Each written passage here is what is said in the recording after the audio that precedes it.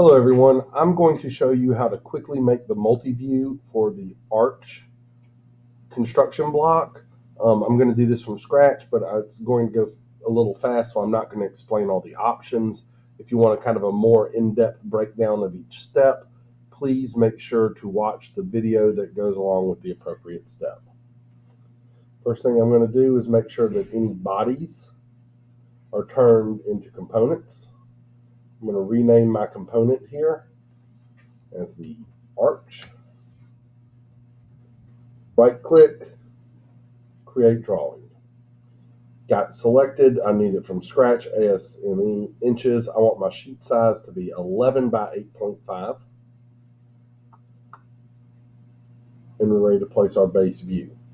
The style I want visible and hidden edges selected. I'm going to choose a scale of 1:1 because that should be large enough to work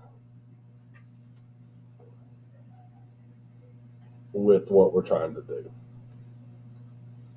Hit OK, and I'm going to drag this into place here. I'm now going to do projected views. After I do that, I click my base view, go up, and click to place each view in the appropriate location, then hit escape. I'm going to come over, double click on the isometric view, and I'm going to select the appearance style of shaded. Close that.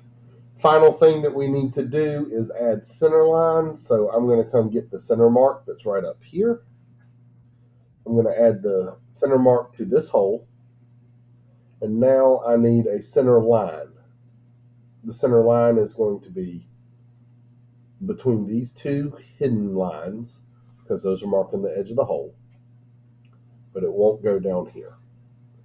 And so with that being said, this file is done. You need to make sure that when you save it, you are in the correct IED class,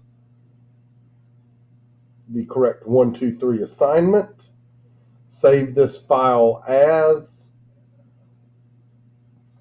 123 dot first initial last name and hit save.